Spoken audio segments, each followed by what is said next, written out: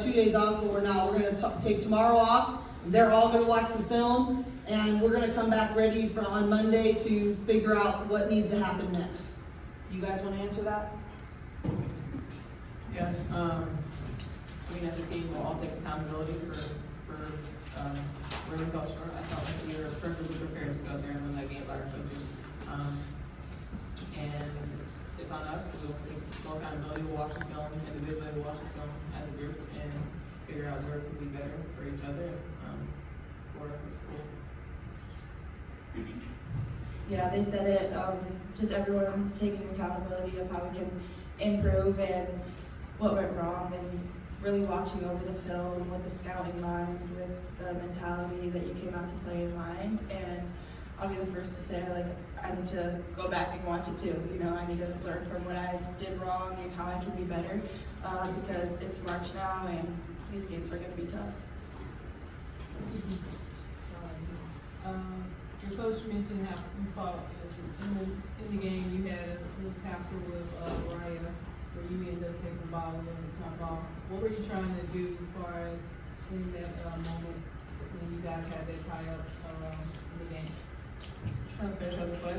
I felt like I wanted to give it all I had in this game and show it for my teammates. So I'm just trying to get everyone going, show what this game meant to me, to get out, to most of us, all of us.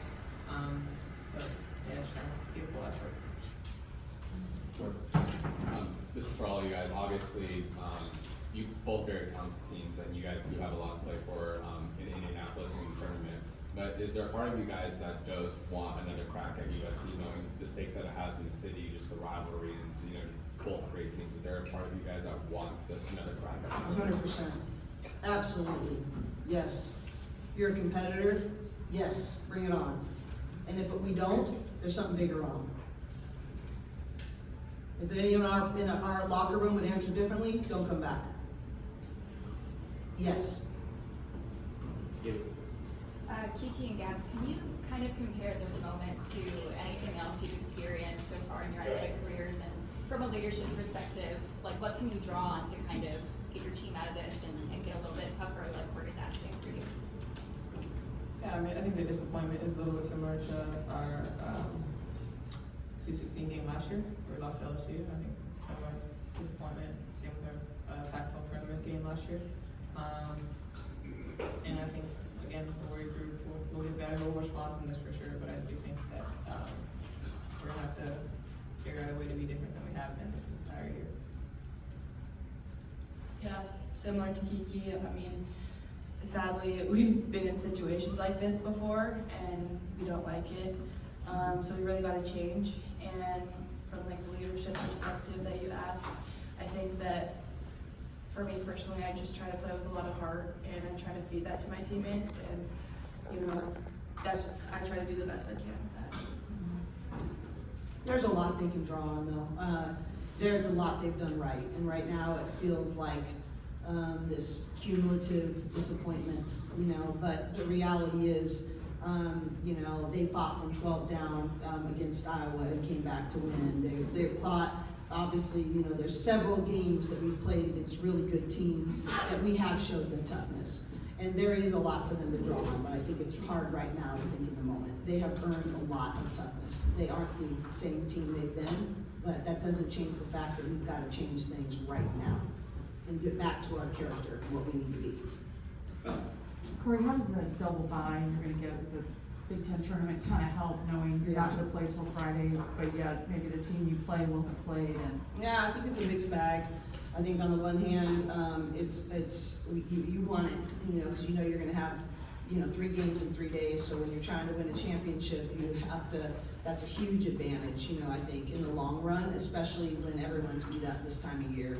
And at the same time, the reality is other people have sort of gotten the jitters out, they've gotten the rhythm, and so, that's always the challenge. But if you're asking me which challenge I want the challenge of the double bye. Hey Coach, I know you're big on the game, so at what point in the game you start to see things not going a different direction? Well, we tried to make a fair, like the first half, we were not switching as much and we didn't execute what we said we were gonna do. And that's the hard part is, it's easier to make adjustments as a coaching staff when you go out. We always tell our team, if you do what we ask and it doesn't work, it's our fault. If you go out and you don't do what we ask, it's your fault. And so it's really hard to go back into the locker room and go, okay, let's make this adjustment. We did make the adjustment in the second half that we started switching the ball screens more. We started, having some different rotations that we tried to have to give Juju some different looks, and I thought we defended much better in the second half. But, it's really hard. Bottom line, Coach Tony said it in the locker room, is that we didn't come out ready. We were not locked in as a whole unit, as a whole team. And so you're trying to think as a coach, okay, can we get us locked in to execute what we said after watching hours and hours and hours of film of what is gonna take? Or do we just need to start over? And, we did make the choice to make some changes in how we played the screens, but those are always gonna happen in games, We were beating them on some switches they were having, and Gabs was doing a great job on those slips, and then they made some adjustments. But it's only an adjustment game if your team is totally locked in. And then you can make a lot of adjustments. But, I'm looking at, bottom line is we're gonna keep some of those things in our locker room. But bottom line is, these two did everything they could to get them together. I know, I think you all know me well enough now that I'm gonna say myself first, but I'll tell you, our team was prepared. And we knew what to do, and we didn't do it. And so we gotta figure out the why. I know our team's hearts. I trust their work ethic, and I trust their hearts, but something got in the way of us doing our jobs tonight and being dependent upon to do our jobs. So, as soon as, we made a run, the biggest thing we had to do is quit turning the ball over. Because they were scoring in transition off of our turnovers. I think they ended up with 27 points off of our 16 turnovers. That's a lot. 11 second chance points, and we missed 8 free throws. That's a bad recipe to win a game like this. Coach, you've sat up here several times throughout the season, giving a call to action to your players.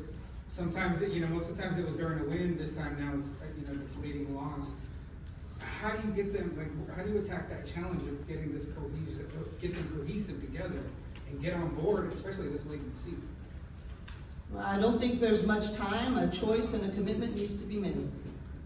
And if you haven't been humbled by this experience, the pain of where you are has to be greater than the pain it will take to change.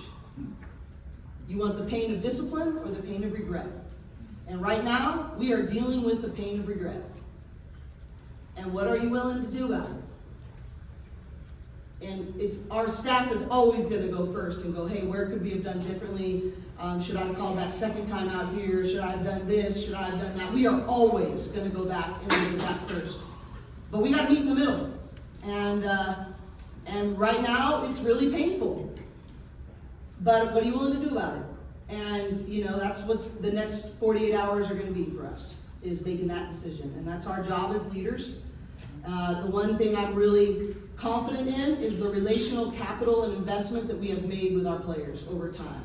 And so to have honest, hard conversations and to know that we are not attacking them as humans, we are committed to their best. And when they are operating less than their best, it is our job to get them to make a course correction. And we need a course correction right now. Sabrina, Kiki. Just looking back to this game, you guys made that run in the third quarter, cut it to 4, and then they ended up closing on it 9-0 run in the period. Just what did you see differently for them to go on that run? We turned the ball over, we didn't execute the scout, and we didn't go what we were supposed to be going to, whether that's offensively or defensively.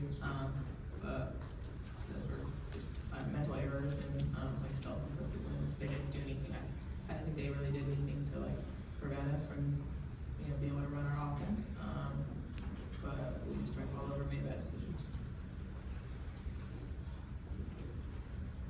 Cori, even after the loss tonight, you still went up and did your live post-game interview. How difficult was that for you in that moment, and why was it important to you know, address the fans, address Yeah, everybody who's I here. mean, you can't be about character, consistency, and gratitude, and growth, and choose when you apply it. And if I expect our players to respond to